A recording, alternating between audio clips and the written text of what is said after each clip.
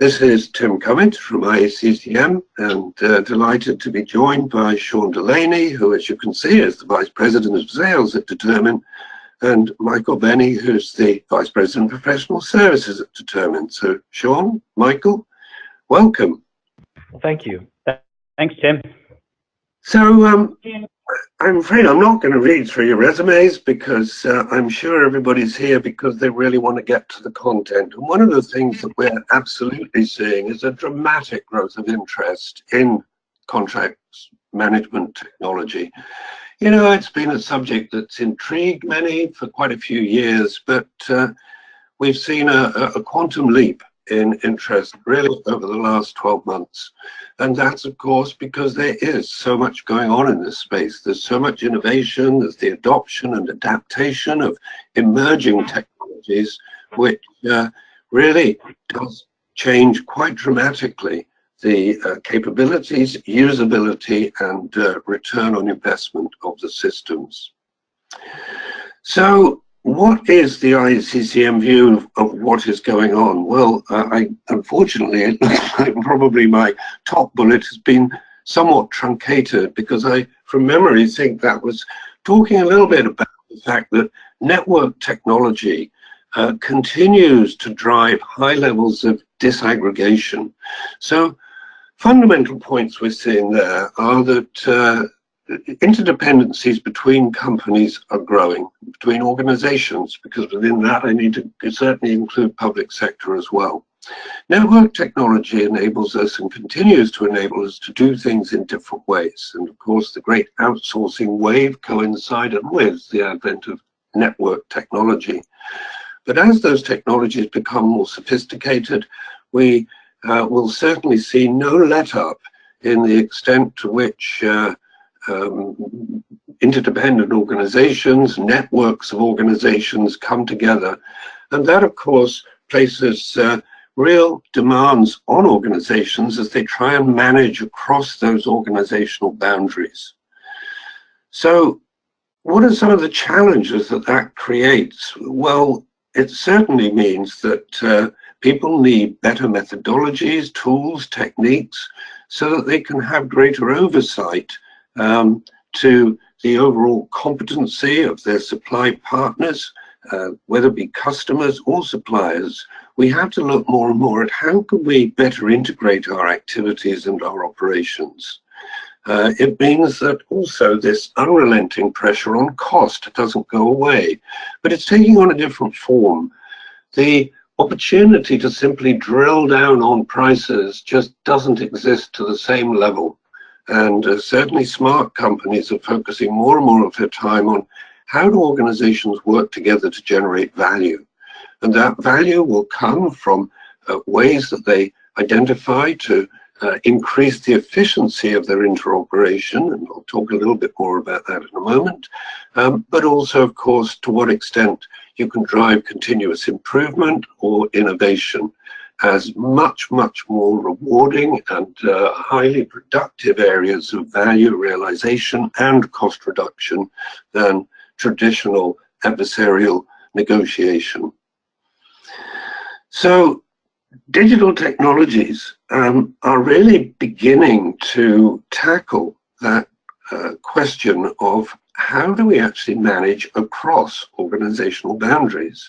Enterprise resource software was, of course, very much about driving internal efficiency. But what that's created is an environment where human resource has been reduced, and now with those standards, more and more outsourcing has occurred.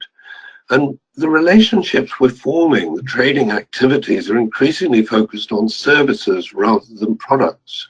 So that too requires far more performance management and governance procedures. It requires much greater visibility of data and information, ensuring that risks are managed proactively by both parties.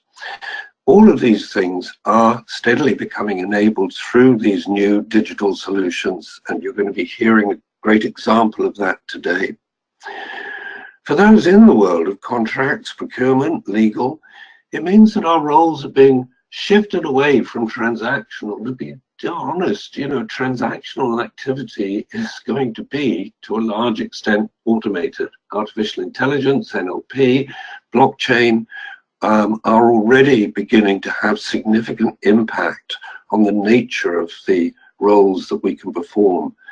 But don't despair, because what it means is that we're going to have far better information flows, much better data, so that we can start to really drive organizational performance. So what are the big focus areas that we see coming up over the next year or two? One will be a growing focus on the quality and the cost of broader commercial operations, the need and opportunity for those of us in the commercial functions to really start to focus much more on where are the friction points, the delay places, the places delays occur, and what can we do to alleviate and eliminate them. We're also going to need to think much more about how do we empower users, whether internally or externally, and you'll see a couple of items there. One is driving much more in the way of on-demand knowledge, and again, these advanced contracting systems, such as this from Determine, are beginning to really enable that facilitation of the user community to access the knowledge they need to make better decisions. Our work is going to be more and more, because of the quality of data we receive and the timing with which we receive it, will be much more around proactive problem avoidance as opposed to just fixing problems, which again, of course, has a big knock-through effect in reducing that cost of commercial operations.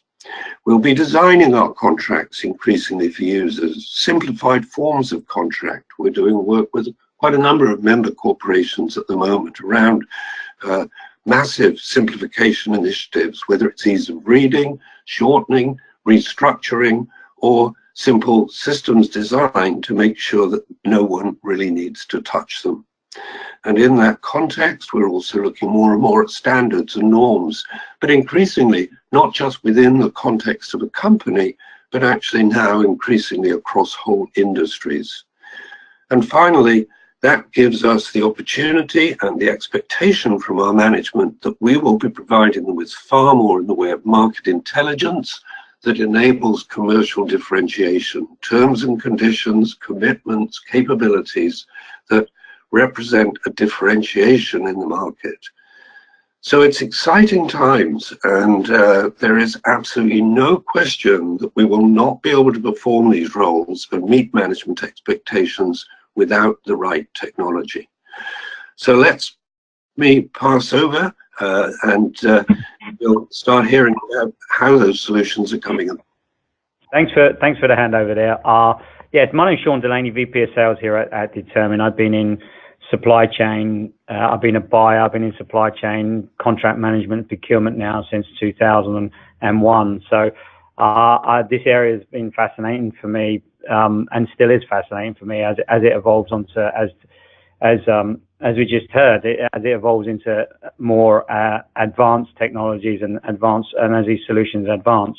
Just a brief introduction about Determine.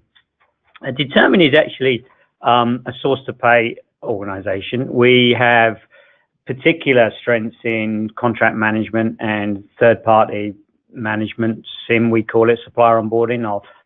I'll use that term frequently throughout this presentation. We're recognized by a number of industry analysts like Gartner, Forrester, Ardent. We have 250 clients globally. We have 200 people inside our organization. We deploy and support our clients locally around the globe. And we're publicly traded on the NASDAQ, which is relatively unique in our particular industry. One of the things that we strive to do is we try to centralize the data all in one place, and we see this a lot. Organizations growing through acquisition or growing rapidly have a challenge of trying to string all this data together. A good example of that is I frequently see when I'm talking to customers, prospects, we see data, particularly in, say, for example, supply chain, supplier data being held in several different places, and lots of duplication of effort across the organization. And that's similar for contracts as well. So these things are are things that we actively solve and we look to solve them, and I'm going to talk about that in a second. In terms of the platform, and this is the last piece before we get into some thoughts and observations. In terms of the platform, we specialize in supplier management, supplier performance management, third-party onboarding, sourcing, contract management, P2P inventory, and asset management. That's the breadth of what we get involved in. But most of the time, we try and solve one or two particular problems for clients. And contract management is something that is frequently talked about with our clients. And then obligations management or third-party onboarding and supplier performance management is something we get involved in frequently. So what do we see in contract management terms? Well, I wanted to coin a phrase from Donald Rumsfeld, really, and he addressed risk in this way. He classed it in three different ways: known, knowns. So those things we can manage that are visible. This is something we're particularly good at, but it's an area possibly we could automate more. Another area that we can look at risk is looking at the known unknowns, those legacy contracts, hidden risks, and discovering what's involved in those contracts. A good example of that would be things like Brexit. What impact will Brexit have in Europe? What about the GDPR requirements in Europe too? So we know about them. We don't know particularly all the risks that are involved with the implementation. And then we got unknowns. What are the risks that are hiding within the third parties? How do we discover them? And that's possibly an area that we need to spend more time on. And as Tim pointed out earlier on, it's an area that we should be focusing on more on as we automate the other two areas in the future. The thing really, what I notice when I talk to customers about these problems and we categorize them this way, is that the real thing that we're trying to achieve or our clients are trying to achieve, is agility and allowing us to focus on those things where we can add the most value to the enterprise. And we see this both in fast-growing organizations, and we see this in organizations that are more mature with more modest growth. But sharing data amongst all these different departments is always a challenge, and agility is a thing that underpins all of those needs. So I wanted to then figure out and start to focus on what we tend to do. There's two different things how we solve this, and a lot of it's down to human behavior. We tend to, what we want to do, or what we aim to do, and what we actually do are two different things. And I recently read a book by Richard Thaler and Cass Sunstein, and Richard Thaler recently won a Nobel Prize for economics. And one of the things he established is he brought together behavioral science and economics into one place, which is highly unusual. Economics up until this point was based on everyone's expectation, or economic thinking was that it was based on everyone makes rational decisions. When in fact, what Richard Thaler's proven is that most of our decisions are irrational. And there's three areas that I just wanted, and this is all in one chapter, and I highly recommend reading this book. It's a fascinating read. Some of the things that we do when we're making decisions is we tend to oversimplify. And in this example, what we do is, say, for example, when we buy a house, we tend to look at the things that we most want to the things that we least want in the list of 1 to 10. And then we draw a line on the red lines, and the things that we're willing to compromise on fall below that line. So when we look at houses, we then go through the list and we then focus on the ones that most fit our needs. But we tend to oversimplify. And what we do, and what Richard Thaler is saying, is that when we're presented with complex problems, we tend to oversimplify. Another thing we do is we tend to anchor. And this is where we base our decisions on something we know. And I tested this out on Saturday. I met a friend of mine. I used to live in London. Now I live in Indianapolis here at head office. And I asked a friend of mine, I said, how big's the population of London? And he took a few seconds and he said, 2 million. I said, how did you come to that decision? And he said, well, I looked at the size of Indianapolis. I knew London was bigger than Indianapolis, and I doubled it. And he came to the number 2 million. Now, for those of you who know London, live in London, the actual number of population is actually 8.8 million. So it gives you an idea of how we can skew our findings and our solutions by anchoring. Another thing I see as well is budget constraints and goal misalignment. Here I see where we've got multiple stakeholders involved in a complex decision having different vested interests. And also those stakeholders may be holding the budget and influence the decision. It tends to skew the outcome of the solution we choose to solve the particular problem. So back to Richard Taylor's point, and Mike will come on to this in a second when it comes to implementing these tools, we need to be very focused on understand why we want to do something before we do it. We need to keep that focus in mind when we're making decisions. I just wanted now to just look at the contract management maturity pyramid that we use in terms of developing our software. But I see these patterns transferring into our decision-making processes. And when we're faced with complex decisions, it's quite often I see a number of organizations adopting the basic solution. Say in contract management terms, this would be a contract repository. So we tend to oversimplify the solution, and we tend to go to the path of least resistance to appease some of our stakeholders. Another step up from that would be employing or deploying a contract management solution that has managed templates, clause libraries, and handling workflows and e-signature. I see this a lot as a goal. I see it as a growth path from the basics, but rarely do I see people grow into that.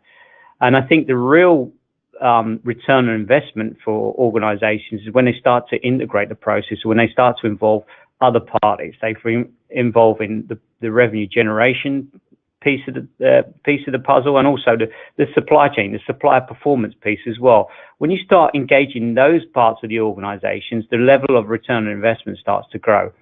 But really, business enablement is where we start to get really smart, and that's at level 4. This is where we've got sophisticated tools that enable users to not have to enter them, but actually go about their daily tasks without having to leave their existing environment. So for a great example would be in sales, in terms of using a CLM tool like Salesforce, salespeople can generate requests for contracts without leaving Salesforce. And supplier performance piece is measured by suppliers behaving in a normal way, but collecting that data and triangulating that data in one dashboard. So that is where business enablement starts to leverage not only contract management, but all the pieces of the puzzle to make a judgment call on how the organization is working together. And really, the top of the pyramid is proactive risk management. This is where we start to manage unknown unknowns. We've automated the known knowns. We've automated most of the known unknowns. Let's be careful here. And then it's just the pieces that will really need management and attention. That's where we get proactive risk management. We optimize our scarce resources in a far better way. And that's where we see the contract maturity and how these things come together, and how the Professor Taylor brought in human behavior and how this impacts our decisions on how we select solutions. So what should we do?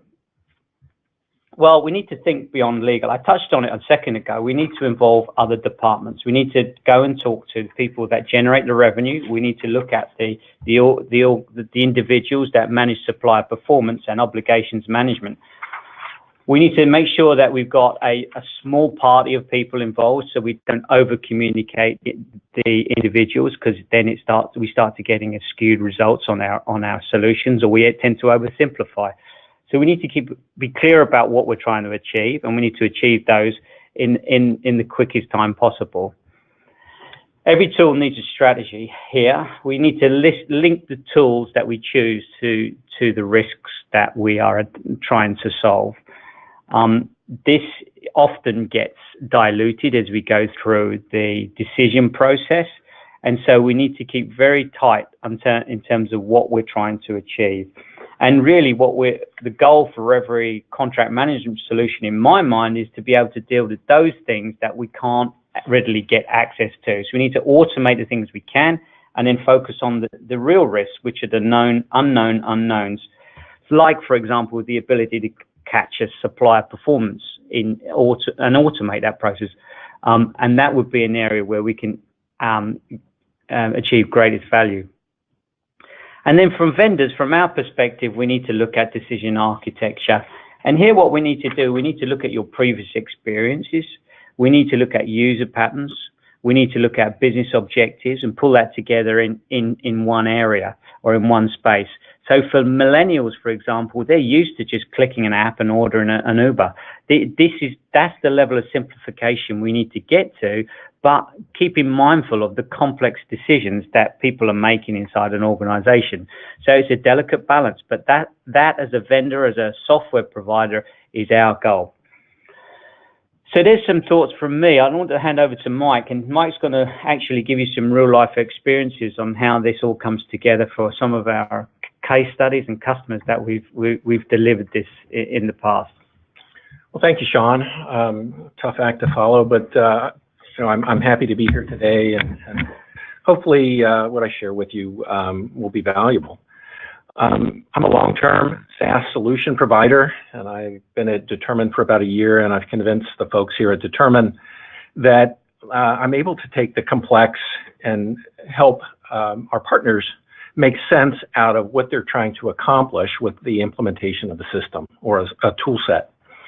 And, I've been the champion of the message internally here, as well as with our partners, that when you approach an implementation, you approach establishing a tool set to solve your business problems, that you begin with the end in mind. And that end always has to do with creating value. Tim had mentioned, and Sean has mentioned here in the past few minutes, that an increased level of sophistication in the world that we work in. And again, it's my goal here today to maybe share a little bit of wisdom on how we can bring some sense to that sophistication. Of late here, in the last week or so, I've worked on 2 RFP responses. And as I work through those in my day-to-day work, it's occurring to me that quite often people aren't asking the right questions. The questions all have to do with what features do we have, what functionality exists, and how many clicks to accomplish a set of tasks. And I think that those are all good and fair questions, but quite possibly, maybe we need to step back and realize that the solution isn't necessarily about functions and features, but solving a business problem. And to solve that business problem, we have to get to the root cause of that problem and express that in a manner that your team and my team can use to implement your system and drive value. Typically, the how of solving that problem has to do with breaking down silos between different roles and functions in your process, making sure that everybody has the same data so that they can make good and logical decisions. Sean talked about The Nudge, the book that he recently read, and decision-making with data, making logical decisions instead of emotional ones for the betterment of what your organization is trying to accomplish, to improve financial compliance, to automate processes and be efficient, to make the tool set simple and intuitive and contribute to the business, actually contribute to growing revenue on the sell side or driving cost out on the buy side. And in doing so, if we address those things by tackling the root cause, we can implement a system that's going to be valuable to your organization. This weekend, I was at the hardware store. I really was. And I happened to stumble through the hammer aisle. And I noticed that there were hammers that cost $9 and there were hammers that cost $59. And when I thought about it, I thought, well, I could buy the expensive hammer, but the reality is, unless I know how to use it and know what I'm trying to accomplish, I'm not going to get any more out of that hammer than I am the $9 hammer. So when you buy a CLM system and you work to implement that system to solve problems, I think it's important to keep that in mind and to link the system to your business objectives and use it to solve problems. And as you implement, I think a key, and I believe that on this call, you all are leaders in your organization. It's your job to lead and make sure those that are using the tool, that are using the hammer that you're purchasing, that they remember why you've purchased that hammer and they're using it to some positive end for your company. So today I have a couple of case studies. I thought they might be interesting and drive some conversation for the end of the presentation. And I'll zip through these here quite quickly. But these are real and use cases that we've experienced here at Determine within the last 6 months. We have a partner, and this partner is a financial services organization, recently received a huge influx of capital. And we began speaking with their contract management organization, and they were worried. They're like, my gosh, we have to support a business. And they had estimated that their workload was going to quadruple in a very short period of time. So to me, that was a very clear statement of purpose. It was a clear statement of what we wanted to accomplish by implementing a CLM system. So their solution was to implement and use the implementation to drive efficiencies in their contract management lifecycle, reduce contract lifecycle time without loss of quality, and do so in a manner that enables them to drive value within their business. Well, this organization was able to do that. They didn't add headcount, which was part of their charter, and they believe that they were able in the first quarter to justify their return on investment to their organization. They're also looking to expand what they've done to the rest of their source to pay process. And again, quite a success story. And one of the reasons they were successful is they had that clarity of purpose, and they revisited that clarity each step along the way in the implementation, and they measured their success. A second case study that I wanted to speak with you all about has to do with a public sector client here in the US. And this customer began conversations with us and talked about needing to demonstrate compliance with various governments, or else they weren't going to be able to win contracts on the sell side and grow their business. And they needed a mechanism to demonstrate that compliance, and they needed it quickly. So their solution was to implement a CLM with third-party compliance capability to demonstrate that they were compliant and that they could very easily produce auditable data and meet the requirements of their particular contracts or their business partners. So what we did with them, with that clear objective, established an implementation plan that had us go live in 8 weeks and to demonstrate that compliance to their potential partners. And because they were able to do that and focus clearly on that objective, they implemented and they've begun pursuing government contracts.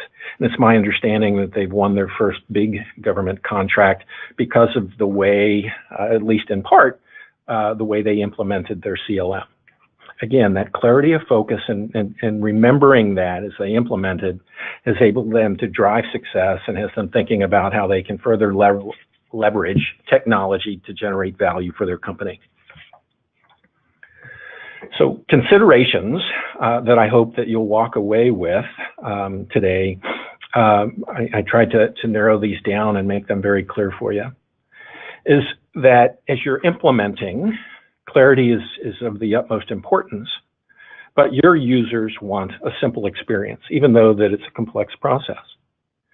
And keep that in mind, if you would please, when you implement, because adoption is critical to your success.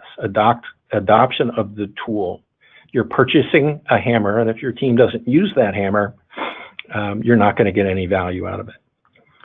Secondly, if you would consider that having a single source of data enables people to make better decisions every day and enables your team to understand that their decisions impact those upstream and downstream in their process, and it pulls your team together to make best decisions for your organization and make best decisions across multiple roles.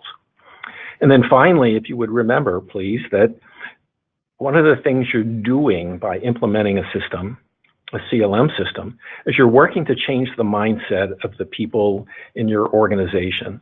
You're creating end-to-end thinking across the contract lifecycle management process. And in doing so, it's going to, again, allow your team, your function, to generate great value for your organization. So in summary, if you're able to express what you're trying to accomplish and your business objectives based on some sort of root cause analysis, and you express that in crisp and clear means, that you will be able to measure your success and successfully implement a CLM system. And I'm very certain that if you do this, you're going to have a successful endeavor and really do great things for your company. So with that, I believe we go back to Tim. Thank you all for your time, and on to Q&A. Thank you very much. And just remember to unmute myself, which is always helpful when it comes to that Q&A.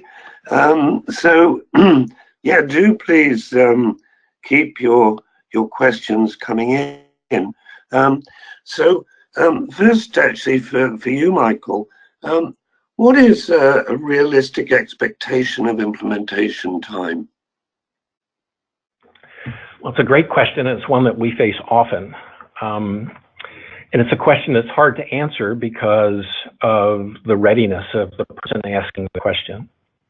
And again, if you have good documentation about what your processes are, what your data sources are, and what you're trying to accomplish, it's not unreasonable to expect that we can implement in an 8 to 12 week time frame, at least at Determine. But again, some of that is driven by your readiness, and it's driven by the complexity of the problem that you have to solve and the solution required.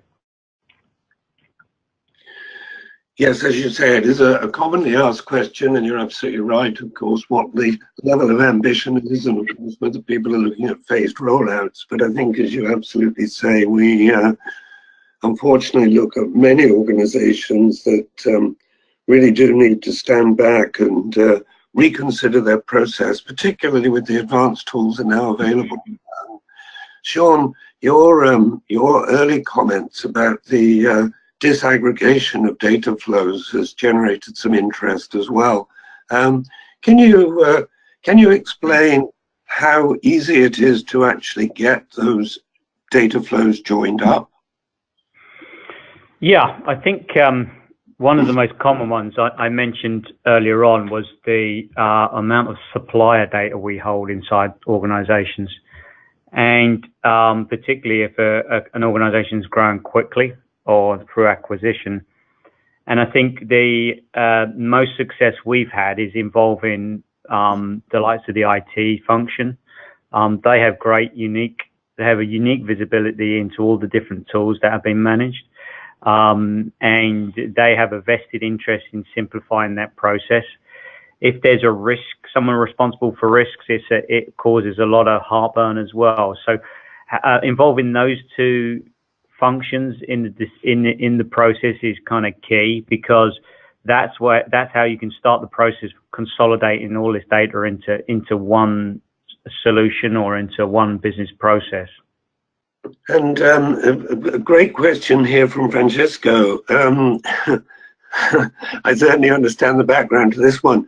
What experiences have you seen regarding reluctance to adopt a new solution? Well, I'll let you fight over that one, because I'm sure you've both seen plenty. Yeah, I often see contract management is coming of age now. I think we've gone through a period of discovery with contract management, where we've had a lot of organizations buy tools to solve contract management problems and getting suboptimal results. And just like I said earlier on, in the maturity pyramid, they tend to default to the path of least resistance, which is the contract repository. I think tools have got better now. I think they've got more intuitive.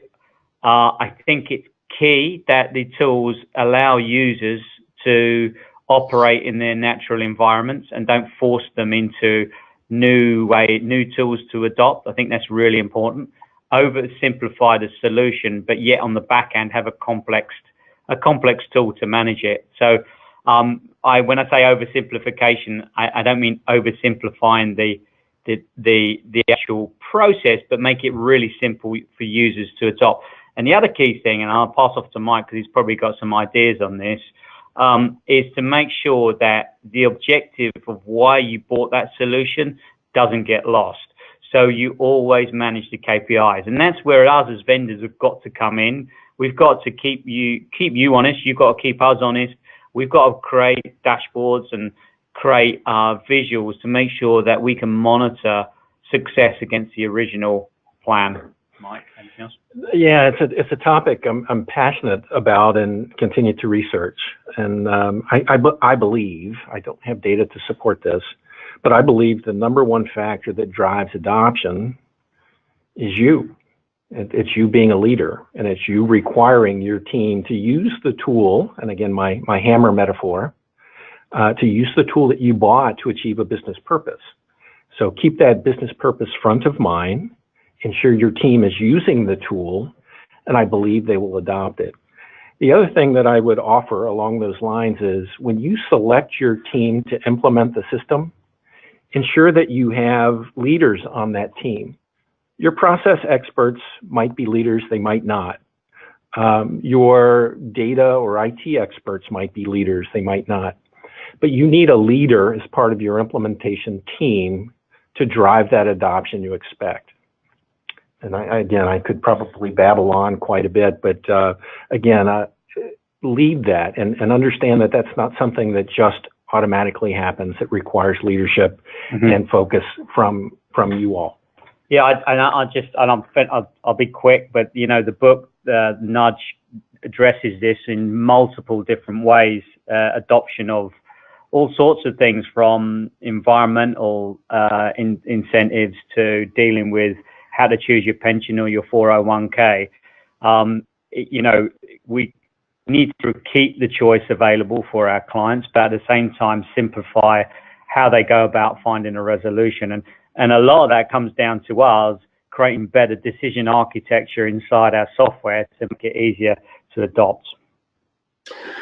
Well, if I may refer back to something that you referenced, Sean, which is, of course, behavioral economics. And, you know, this is really a simple matter of good stakeholder engagement and having empathy with those users of the system. If we don't speak to them and just try and impose it on them, if we make their lives more difficult rather than easier, you can't be surprised if there's a fair bit of resistance. And I think very often we see far too many groups failing to really understand what is the value proposition as it relates to different groups. I mean, this is no longer just about control and compliance, which will alienate most people, other than perhaps legal and finance. It's actually much more about enabling streamlining and simplification of operations, which obviously for the business units is of far greater interest. So understand your users, empathize with your users, and recognize you need to sell the solution to them. Probably an inevitable question here. Blockchain and smart contracts suggest the ability to create, track, etc., terms and conditions at the clause level. How is Determine innovating on the blockchain front? Right, yeah, that's a deep question, that one. I mean, I was talking to head of product management only recently about this, and I think we are starting to investigate particularly AI and some blockchain. We're starting to look at how we can automate decision making through previous behaviors and guided decision making as well, and that's where I think AI will have a particular impact. And the whole contract management, if you look at the Forrester wave, the whole contract management, enterprise contract management with regard to blockchain AI is really in the discovery phase at the moment. I don't think anyone's got a particular handle on where it's going to end up, but we can certainly see automation of contract clauses, automation of agreements, so they can be between two parties, and transactions, financial transactions done through blockchain between two parties in seconds. So we could be moving to a place where we have not one contract, we have multiple contracts between parties happening within one day. And so I can see it evolving that way. We're certainly investigating both, particularly, as I said, AI on the procure to pay side of our business and helping automate procurement decisions. And on the payment side, blockchain, we're investigating that too. So that's the way we're looking at it at the moment, and certainly that will impact contract management at some point. I think there's a few years, we got a few years ramp up to that. I'm not seeing AI evolve just yet in spend management, which I'd expect to see it pretty soon. I'm not seeing that just yet. So I think we've got a few years before they start to impact contract management. Yeah, it's certainly an interesting and very live subject. And of course, as you'll well know, Sean, we're doing quite extensive research at the moment on the topic. And I think you're absolutely right to link those two. I think blockchain without AI will have very little impact, and arguably will also need a dose of NLP in there as well. So it is, I think, going to be a recipe that has to be put together rather than just taking a piece off the shelf. It will, as you say, be very interesting to see how that evolves. We are already seeing some successful experimentation. So I don't know, maybe we'll have to have a little bet on when the first real substantive systems go live.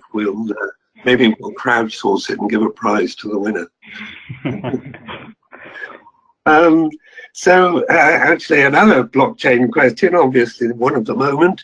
It's easy to manage contracts thanks to smart contracts based on the blockchain. And you know, in simple contracts, that is absolutely true, isn't it? But you know, is it something we can do when we have frequent renegotiations? I think it is. I think that's where it's going to be. That's where we're going to leverage it. I think that it is going to be where it's going to have the biggest impact.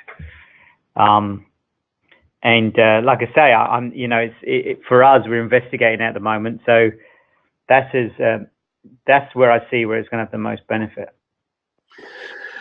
Yeah, and I agree with you. I think obviously the great thing about the blockchain is that once you've started storing, it's not that difficult to upload documentation, etc., and it becomes then the immutable record of the deal. If that change isn't in the blockchain, then there isn't a change. It becomes rather like with Bitcoin and other ledger type items, it becomes the reliable shared record for both parties, and that is the legal sort of structure, if you like, of the agreement. But I guess it's going to be interesting as some of those contentions maybe get to court. But inevitably, I suppose, at some point, one of them will. So the increasing sophistication of our audience in all of this area is evidenced by this continuing stream of questions, because this is, I assure you, not the same person. It's all different people asking them. And our next question is still on a similar sort of theme. As we move to automation, integration to artificial intelligence platforms to assist in risk analysis, how is Determine addressing this? Yeah, that is a passion of mine, actually, believe it or not, apart from playing soccer and running. But this one is a passion. I wrote about supplier performance management back in my university days in the UK, and that was some 20 years ago. And then I worked at Marks and Spencer's, which was all about supplier performance management, as a buyer. So this area is fascinating to me, and how we manage it. And I've recently wrote a blog about this at Carillion, the Carillion collapse recently as well. So this is bringing this all together in one place is really the top of the pyramid for me. If we can pull in risk metrics alongside the data we're already collecting, because we've got, believe it or not, our data inside our organizations is better than we think when we pull it together. And then we pull in third-party data alongside that. We start to get a really rich tapestry of information. And if we present that as vendors to you guys, if we present it in a way that is consumable, we can make a material difference to decision making. And I think AI is going to come into that, where it's going to start to pull data from more sources. So at the moment, it's very much data is pushed. We need to get into a situation where we're starting pulling data, and it's real time. So we're not waiting for new updates on data. Basically, we're getting the most up-to-date information about the risk in the third parties, with our third parties, as quick as possible. And I think that is where I think there's huge growth in that area. And I think, you know, for us over the next 3 years, that is something a lot of our conversations are starting to move towards. I think that's absolutely right. And at a high level, we're already beginning to see some of that analytics, of course, with the opportunity now to start doing mass analysis of contracts. In fact, we've been working with one of our members recently where use of an AI system helped us to help them to understand that actually over 50% of their procurement deals were being transacted on the wrong form of contract. So that was an interesting example of risky behavior. But I think you're absolutely right, Sean. It is one of the more exciting areas, and I agree with you completely. A lot of this is about the aggregation and integration of data that already exists, plus the ability then to analyze it on scale rather than at just a transactional level. So let's go to a slightly different theme, and Joselito asks, hi, does Determine cater to small businesses or minority-owned businesses? We do. We have a number of small organizations that use particular aspects of our tools, and whether it be a simple contract repository or cataloging or spend analysis, it really depends on what problem you're trying to solve. And I use a lot of candor in sales cycles and with people, and if we're not a good fit, I'll point people in the right direction. But certainly, we have a number of small companies that use our solutions. So, and a lot of them come to us if they're trying to scale for growth as well. So we see that a lot where they're getting ready, particularly in the IT vertical, where you've got startups that know they're going to hit a growth barrier at some point. And interestingly, that I'm seeing more and more, whereas in the past, people wouldn't have been too bothered about the scalability issues on the back end, but now they are. So I think there's an acknowledgement that being ready to scale for growth is important, and being agile is important. And we certainly have two sweet spots where we perform best, and that is where you got high growth scenario, or you got an organization that's more mature, with more modest growth expectations, but they're trying to do more with less. And those are the two profiles that we do particularly well, rather than size. I would just add that the use case number 2 was spot on to that example. Mm-hmm. Small organization, minority owned, received an influx of investment. Somebody liked their business model, mm-hmm. And you know, we partnered with them to solve their particular problem, and we are working with them now to scale based on their continued growth. It's a great example. Yeah, very interesting. Thank you. Well, I think that probably answers actually maybe one of the other questions, which was a question to you, Michael. Could you elaborate on the second business case? But maybe that's what you've just done. Well, I hope so. If there's more that I can add or more color, I'm happy to do that. The only thing that I would offer is someone had asked a question about adoption, and that particular partner did stumble with adoption at the beginning, but we worked with them to re-emphasize to their team why they had implemented the system. And I loved your word, Tim. You know, it's leadership with empathy, and you're going to get better adoption when you influence others to use the tools that you purchase instead of just telling them they have to use them. So again, I would think the adoption component in that particular use case is something that we could elaborate on more, quite possibly after this.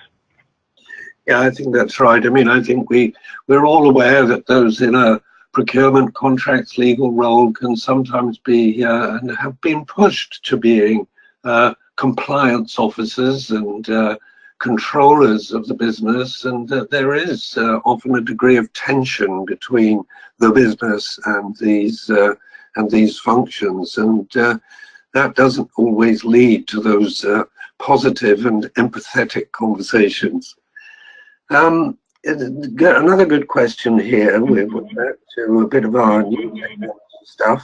Robert asks, do we also see AI coming in on the negotiation front? I'm not seeing it yet. But it's a good question, because you know that may be something that that I could see evolving over time. I'm seeing from a sales perspective, I sometimes see organizations using the clause negotiation process to leverage better deals. So having 2 or 3 vendors right the way through to the end to leverage the best terms. I've seen that a few times. I think that could be automated at some point. I see some benefit there to buyers and to sellers as well, so you can start to be compared like for like.